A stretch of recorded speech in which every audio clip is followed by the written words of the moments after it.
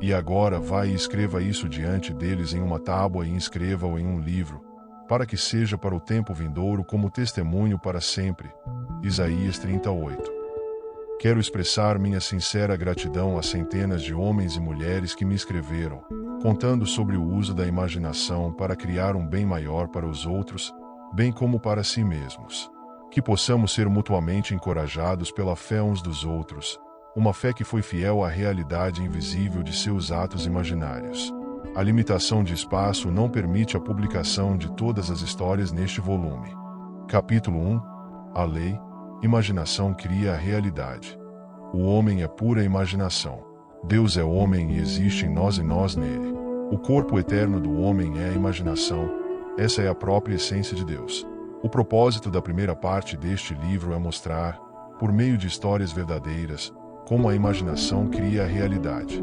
A ciência avança por meio de hipóteses testadas e aceitas ou rejeitadas de acordo com os fatos da experiência. A afirmação de que a imaginação cria a realidade não requer mais consideração do que a ciência permite. Ela prova a si mesma na prática. O mundo em que vivemos é um mundo de imaginação. Na verdade, a própria vida é uma atividade de imaginação.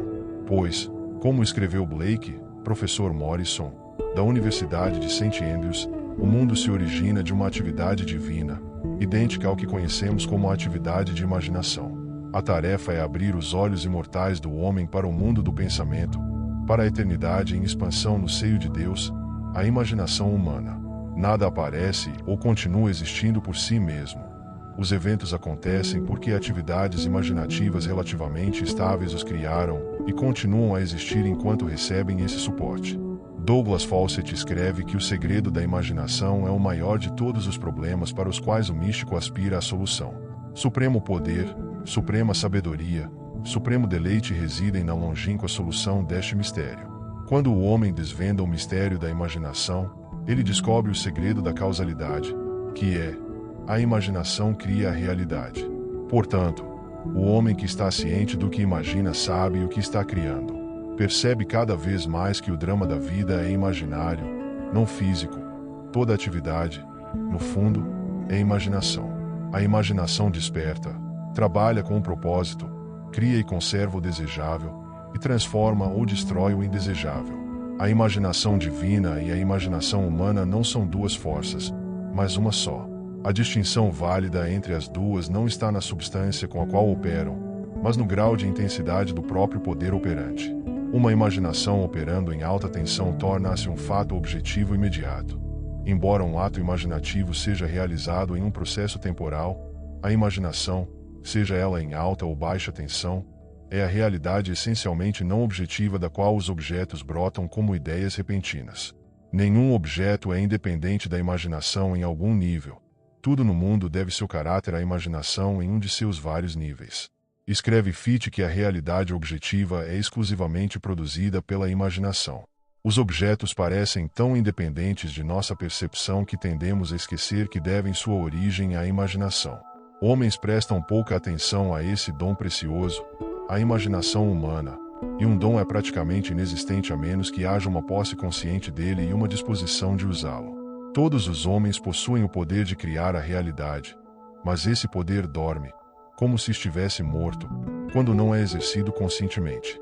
A imaginação é uma sensação espiritual. Entre na imagem do desejo realizado, então dê a ela vivacidade sensorial e tons de realidade, atuando mentalmente como você agiria se fosse um ato físico.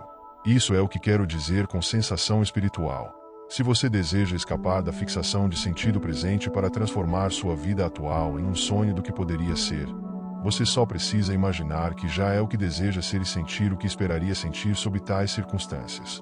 Nada se interpõe entre você e a realização de seus sonhos, exceto fatos, e os fatos são criações da imaginação. Se você mudar sua imaginação, você mudará os fatos. O homem e seu passado são uma estrutura contínua. Essa estrutura contém todos os fatos que foram conservados e ainda operam abaixo do limiar da mente consciente.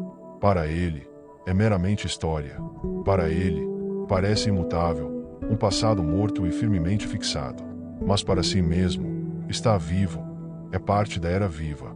Mude sua vida, e você mudará o passado. As causas de qualquer mal presente são as cenas não revisadas do passado. O passado e o presente formam toda a estrutura do homem, carregando todo o seu conteúdo consigo. Qualquer alteração no conteúdo resultará em uma alteração no presente e no futuro. Revise, e a revisão resultará em cancelamento.